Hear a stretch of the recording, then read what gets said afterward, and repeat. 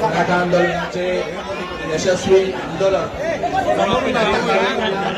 दिशा दिली असे योगेश केदार आज माननीय मुख्यमंत्र्यांच्या नेतृत्वावरती विश्वास ठेवून शिवसेना या पक्षामध्ये प्रवेश करत आहे.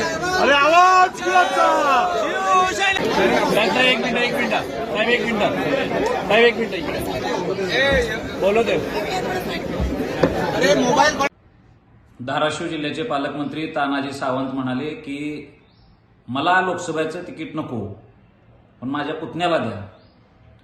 या गोष्टीचा आम्ही धाराशिवमधले शिवसेना असेल, मी शिवसेनेचा प्रवक्ता म्हणून तानाजीराव सावंतांच्या ह्या विधानाचा आम्ही तीव्र निषेध करतो.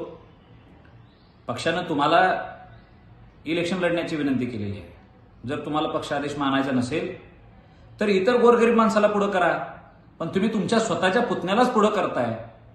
हे अत्यंत चुकीचं आहे. यातून कॅडरमध्ये मेसेज चुकीचा जाईल आणि तुम्हाला आता महाराष्ट्रामध्ये मुख्यमंत्री बनण्याचे स्वप्न पडायला लागले. तुम्ही तर पुण्यामध्ये वाढदिवसाला भावी मुख्यमंत्री म्हणून पोस्टर लावून घेताय आणि मंत्री महोदयांना जर खरंच भावी मुख्यमंत्री व्हायचं असेल तर त्यांनी पक्ष वाढवावा, इतर समाजातल्या लोकांना आमदार खासदार करावं, समाजातल्या इतर पोरांना घेऊन.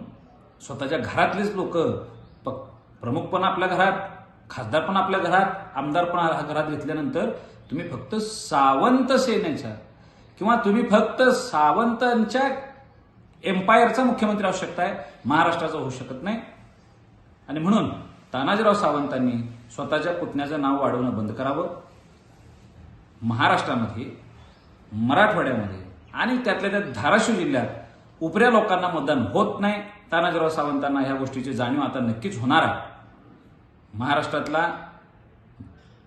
आमचा एक सगळ्यांचा असा एक पायंडा किंवा आमची अशी एक समज आहे आता की तानाजीराव सावंत दुसऱ्या जिल्ह्यातनं आमच्या इथं व्यापारी म्हणून आले आणि इंग्रज नीती वापरून आता राज्यकर्ते बनायचं त्यांचं धोरण, हे आम्ही जिल्हावासीय मान्य करणार नाही.